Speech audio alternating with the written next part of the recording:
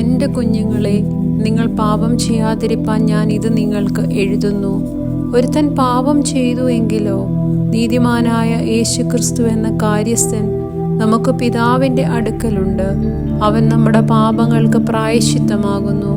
നമ്മുടേതിന് മാത്രമല്ല, സർവ്വലോകത്തിൻ്റെ പാപത്തിനും തന്നെ. അവൻ്റെ കൽപ്പനകളെ പ്രമാണിക്കുന്നുവെങ്കിൽ നാം അവനെ അറിഞ്ഞിരിക്കുന്നുവെന്ന് ഇതിനാൽ അറിയുന്നു. അവനെ അറിഞ്ഞിരിക്കുന്നു എന്ന് പറയുകയും അവൻ്റെ കൽപ്പനകളെ പ്രമാണിക്കാതിരിക്കുകയും ചെയ്യുന്നവൻ കള്ളനാകുന്നു, സത്യം അവനിലില്ല. എന്നാൽ ആരെങ്കിലും അവൻ്റെ വചനം പ്രമാണിക്കുന്നുവെങ്കിൽ അവനിൽ ദൈവസ്നേഹം വാസ്തവമായി തികഞ്ഞിരിക്കുന്നു. നാം അവനിൽ ഇരിക്കുന്നുവെന്ന് ഇതിനാൽ നമുക്ക് അറിയാം. അവനിൽ വസിക്കുന്നു എന്ന് പറയുന്നവൻ അവൻ നടന്നതുപോലെ നടക്കേണ്ടതാകുന്നു. പ്രിയമുള്ളവരെ, പുതിയൊരു കൽപ്പനയല്ല, ആദ്യം മുതൽ നിങ്ങൾക്കുള്ള പഴയ കൽപ്പനയത്രേ ഞാൻ നിങ്ങൾക്ക് എഴുതുന്നത്. ആ പഴയ കൽപ്പന നിങ്ങൾ കേട്ട വചനം തന്നെ. പുതിയൊരു കൽപ്പന ഞാൻ നിങ്ങൾക്ക് എഴുതുന്നു എന്ന് പറയാം. അത് അവനിലും നിങ്ങളിലും സത്യമായിരിക്കുന്നു. ഇരുട്ട് നീങ്ങിപ്പോകുന്നു, സത്യവചനം ഇതാ പ്രകാശിക്കുന്നു.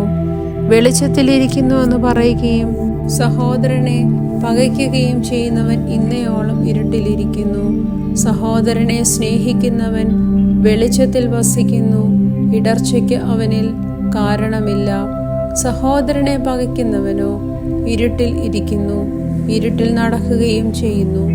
ഇരുട്ട് അവൻ്റെ കണ്ണ് കുരുടാക്കുകയാൽ എവിടേക്ക് പോകുന്നു എന്ന് അവൻ അറിയുന്നില്ല. കുഞ്ഞുങ്ങളെ, നിങ്ങൾക്ക് അവൻ്റെ നാമനിമിത്തം പാപങ്ങൾ മോചിച്ചിരിക്കുകയാൽ ഞാൻ നിങ്ങൾക്ക് എഴുതുന്നു.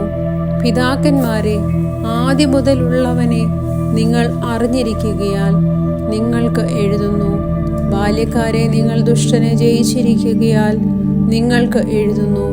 കുഞ്ഞുങ്ങളെ, നിങ്ങൾ പിതാവിനെ അറിഞ്ഞിരിക്കുകയാൽ ഞാൻ നിങ്ങൾക്ക് എഴുതിയിരിക്കുന്നു.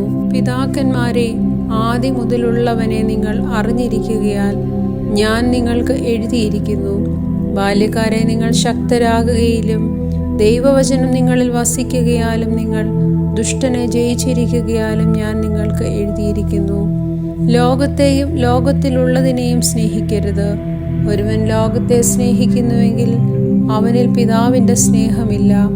ജഡമോഹം, കൺമോഹം, ജീവനത്തിൻ്റെ പ്രതാപം, ഇങ്ങനെ ലോകത്തിനുള്ളത് എല്ലാം പിതാവിൽ നിന്നല്ല, ലോകത്തിൽ നിന്നത്രയാകുന്നു. ലോകവും അതിൻ്റെ മോഹവും ഒഴിഞ്ഞു പോകുന്നു. ദൈവേഷ്ടം ചെയ്യുന്നവനോ എന്നേക്കും ഇരിക്കുന്നു.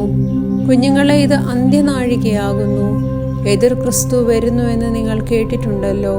ഇപ്പോൾ അനേകം എതിർ ക്രിസ്തുക്കൾ എഴുന്നേറ്റിരിക്കുകയാൽ അന്ത്യനാഴികയാകുന്നു എന്ന് നമുക്കറിയാം. അവർ നമ്മുടെ ഇടയിൽ നിന്ന് പുറപ്പെട്ടുവെങ്കിലും നമുക്കുള്ളവർ ആയിരുന്നില്ല.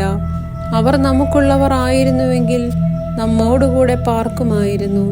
എന്നാൽ എല്ലാവരും നമുക്കുള്ളവരല്ല എന്ന് പ്രസിദ്ധമാകേണ്ടതല്ലോ. നിങ്ങളോ പരിശുദ്ധനാൽ അഭിഷേകം പ്രാപിച്ച സകലവും അറിയുന്നു.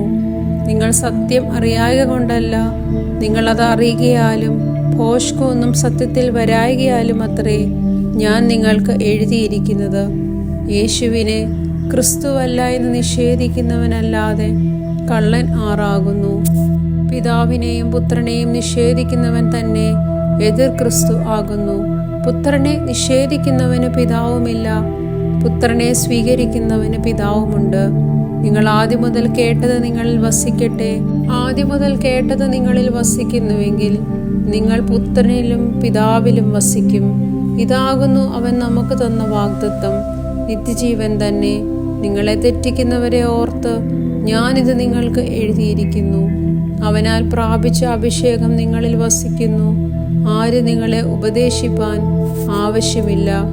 അവൻ്റെ അഭിഷേകം തന്നെ നിങ്ങൾക്ക് സകലവും ഉപദേശിച്ചു തരികയാലും അത് ഭോഷ്കല്ല, സത്യം തന്നെ ആയിരിക്കുകയാലും അത് നിങ്ങളെ ഉപദേശിച്ചതുപോലെ നിങ്ങൾ അവനിൽ വസിപ്പീൻ.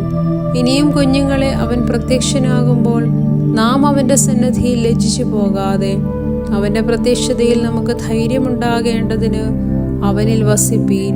അവൻ നീതിമാനെന്ന് നിങ്ങൾ ഗ്രഹിച്ചിരിക്കുന്നുവെങ്കിൽ നീതി ചെയ്യുന്നവനൊക്കെയും അവനിൽ നിന്നും ജനിച്ചിരിക്കുന്നുവെന്ന് നിങ്ങൾ അറിയുന്നു. ദൈവമേ, സ്തുതി നിനക്ക് യോഗ്യമാകുന്നു. പാറയ്ക്കുമോർ.